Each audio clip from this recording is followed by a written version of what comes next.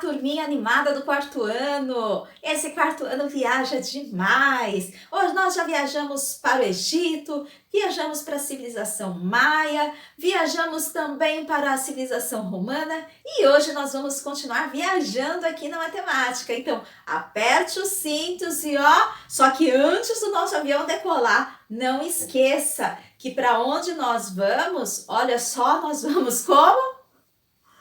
Isso aí, nós vamos de máscara. Então tá preparado? 1, 2, 3 e... Muito bem, nós vamos para a China hoje, conhecer um pouquinho aí da China. A civilização chinesa é uma civilização muito antiga e ainda é uma civilização que sobrevive, uma civilização que está ativa até os dias de hoje, até a atualidade. A civilização chinesa, a China em si, ela fica localizada no continente asiático, no leste do continente asiático. Eu estou mostrando para você aí o mapa. A cultura chinesa, ela é riquíssima, porque é uma cultura milenar, de de vários mil anos que essa cultura existe, então ela acumula muita informação, muita cultura. E pessoal, veja que interessante, muitas das coisas que nós conhecemos hoje no Ocidente, como por exemplo o macarrão, a escrita, e muitas das coisas que nós conhecemos, olha, há quem diga que tudo foi descoberto e feito primeiro lá na China, porque é a civilização mais antiga que está hoje na face da Terra, né? A mesma civilização.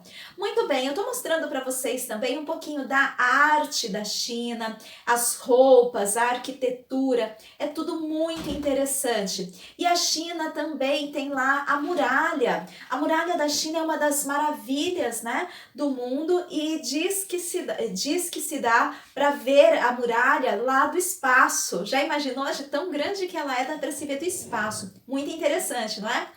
O sistema de numeração chinês foi descoberto, foi desvendado algumas coisas ao encontrar-se marcações em cascos de tartarugas, em ossos, marcações antigas. E houveram alguns sistemas de numeração, incluindo o sistema que nós vamos estudar aqui hoje. Eu estou mostrando para vocês o sistema chamado florido, que é um sistema baseado em símbolos ideográficos, parecido com o dos egípcios, que também eram utilizando símbolos ideográficos, que representam quantidades. Porém, este não era o mais utilizado no caso de cálculos, por não ser tão prático, né, a inscrição dos números e a realização de cálculos com essa maneira de escrita.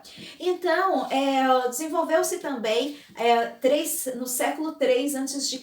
aproximadamente, o sistema de numeração de barras dos chineses.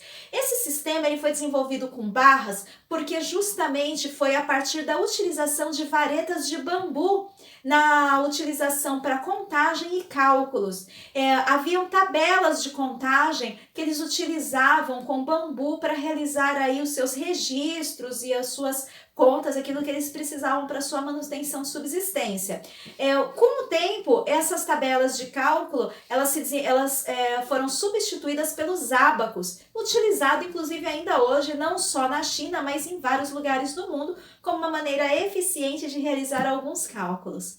Muito bem, o sistema de numeração em barras é esse que você está vendo aí na tela. Como você pode ver, as barras que são em pé, ou seja, são verticais, elas representam unidades. E como você pode observar, o sistema ele é aditivo, ou seja, à medida que vai aumentando a quantidade de barras, aumenta-se também o número proporcionalmente. Então, uma barra vertical é o número 1, 2 barras verticais o número 2, e aí 3 barras verticais o número 3 e assim por diante. Quando chega no número 6, substitui-se as 5 barras verticais por uma horizontal em cima de uma barra vertical. Ou seja, essa barra horizontal, ela representa 5 unidades. Então, aqui 6, 7, 8, 9, com essa barra em cima, e aí vai somando embaixo as barras verticais, ou seja, as barras que estão de pé. Esse sistema ele não tem nenhum símbolo representativo para o zero. Então, quando houver o zero em algum número chinês utilizando-se esse sistema, existe ali um espaço em branco no local daquele número, no local daquele zero, não é?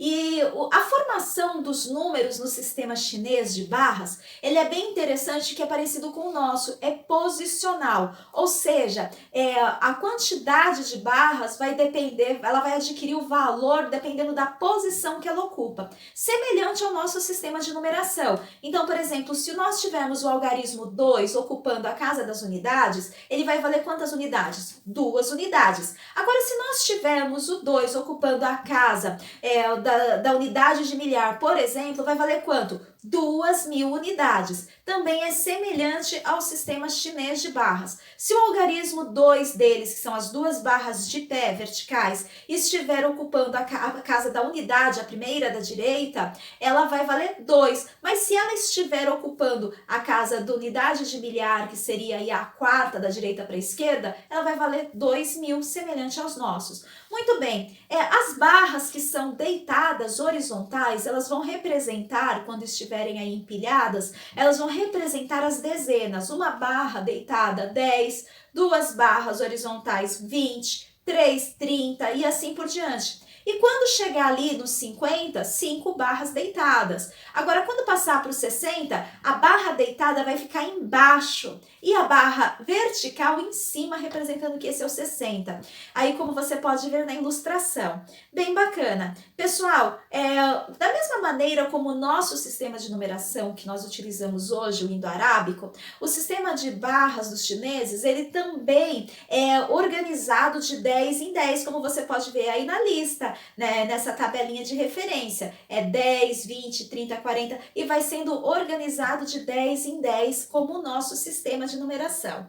Muito bem, ele é aditivo, ou seja, vai adicionando as quantidades conforme vai sendo representado ali. E com essas informações, nós encerramos a nossa viagem de hoje pela China, né? Pela China antiga, o sistema de numeração de barras dos chineses. E você fica aí com a atividade da página 203 e 204.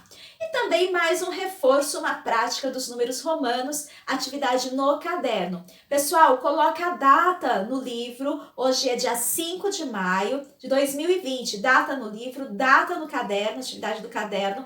Vou colocar no arquivo para vocês verem e ter certeza com a atividade de hoje de números romanos, tá bom?